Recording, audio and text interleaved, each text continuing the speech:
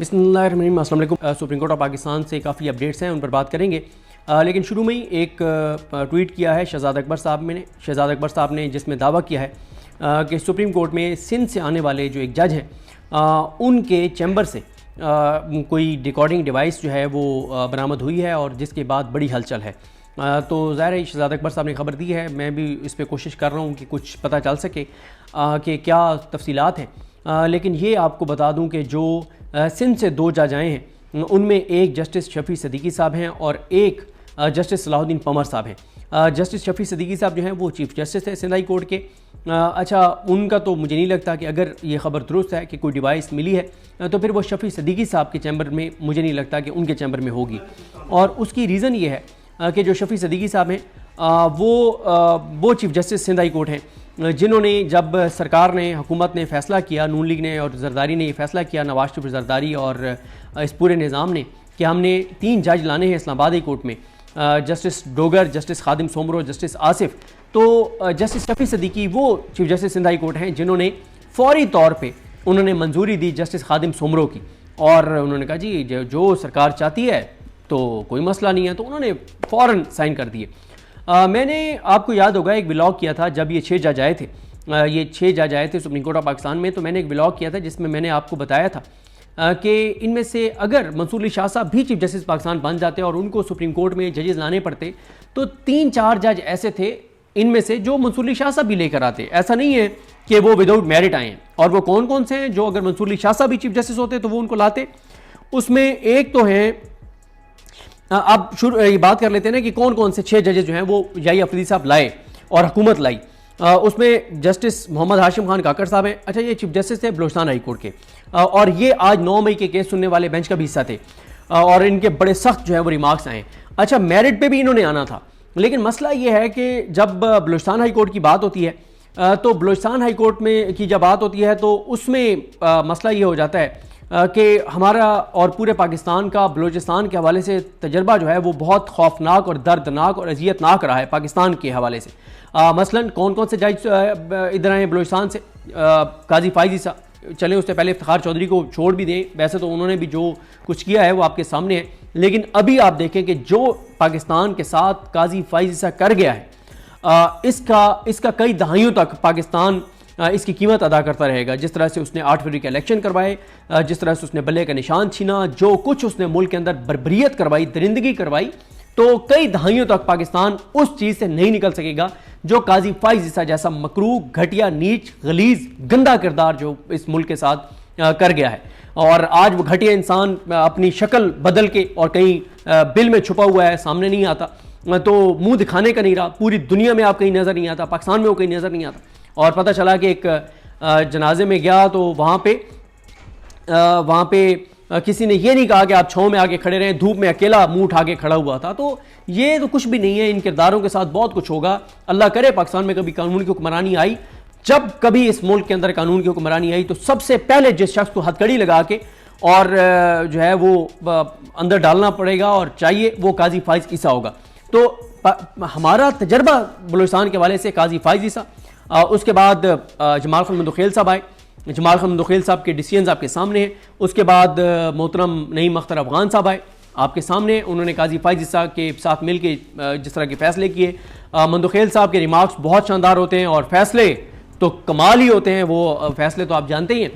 तो अब काजी फाइज ईसा, जमाल खान मंदोखेल साहब, नईम अख्तर अफगान साहब के बाद क्योंकि हाशिम काकड़ साहब आए तो मतलब इनके बारे में क्योंकि एक परसेप्शन थी कि ये काजी फाइज साहब के ग्रुप के हैं या उनके दोस्त हैं, तो इसलिए इनके हवाले से बड़ी नेगेटिविटी जो है वो पाई जाती थी और पाई जाती है। गो कि आज उन्होंने परसेप्शन की हद तक आज उन्होंने जिस तरह के उनके बेंच ने जिस तरह के ऑब्जर्वेशन दिए हैं 9 मई के केसेस के ऊपर, सनम जावेद और शेख रशीद केस में, तो उसके बाद बहरहाल इनके हवाले से परसेप्शन पॉजिटिव बनना शुरू हुई है। लेकिन अभी आप कुछ नहीं कह सकते, अभी आगाज़ है, कोई पता नहीं चलता कि आगे चीज़ें किस तरह हों, लेकिन आज कम से कम उनके हवाले से परसेप्शन बेहतर हुई है, होना शुरू हुई है।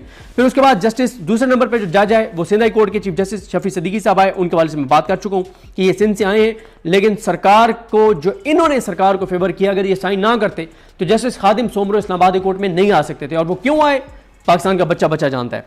उसके बाद तीसरे नंबर पर जज आए सलाहुद्दीन पंवर साहब। असल जो सिंध से जो जज इस निज़ाम के लिए बड़े ख़तरनाक हैं वो सलाउद्दीन पंवर साहब हैं, क्योंकि उन्होंने जिस तरह के सिंध हाई कोर्ट में अपने हलफ के मुताबिक आज़ादाना फैसले दिए वो बहुत ही शानदार हैं।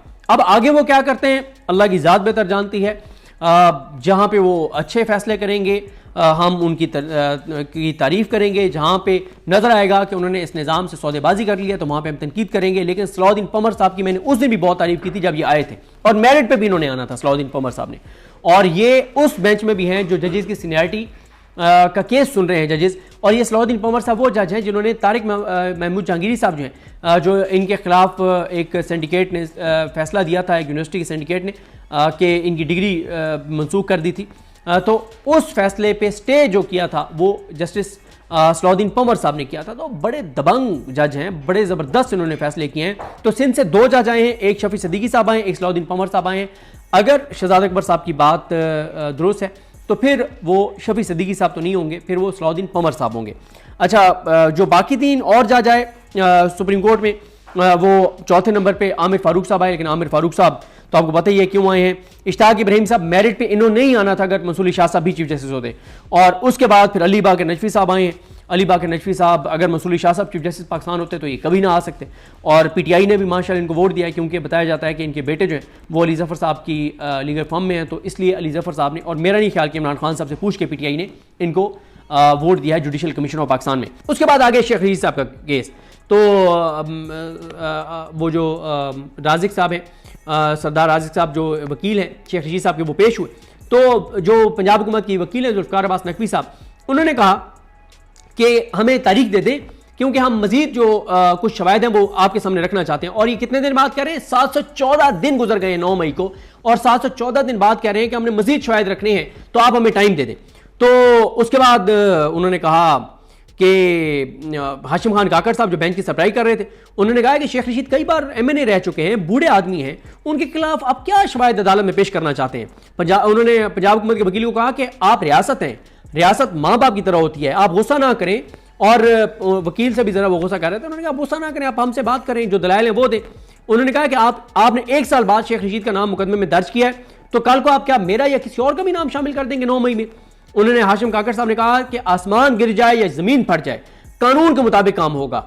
और उन्होंने कहा कि सीनियर वकील मौजूद है मेरी अदालत में आपने कभी दोबारा तारीख नहीं मांगनी, कभी इल्तवा नहीं मांगना। इल्तवा केस में एक ही सूरत में मांगा जा सकता है हमारी अदालत में, या जज मार जाए, या वकील मार जाए, या मुल्जिम मार जाए, इसके अलावा नहीं। तो उसके बाद हाशिम काकड़ साहब ने कहा कि 1 हफ्ते में केस दोबारा मुकर्रर होगा, आइंदा आपको किसी तरह की जो है वो कोई भी तारीख जो है वो नहीं दी जाएगी। अब आ जाए इस बात पर कि इस पे हसनात मलिक साहब, अहमद अदील सरफराज साहब ने जो गुफ्तगू की है वो जल्दी जल्दी आपके सामने रख देता हूं। और जिस तरह से मैंने आपको अर्ज किया कि अब इस निज़ाम को परेशानी यह है कि अगले 3 दिन में कोई बड़ा फैसला ना दे दें, ये ऐसा फैसला ना दे दें 9 मई के वाले से ऑब्जर्वेशन भी आएंगी, ज़ाहिर है फैसला दें या ना दें, वो जो उनकी ऑब्जर्वेशन आ रही है, रिमार्क्स आ रहे हैं ना, वो रिमार्क्स भी इस निज़ाम पर बड़े भारी पड़ रहे हैं।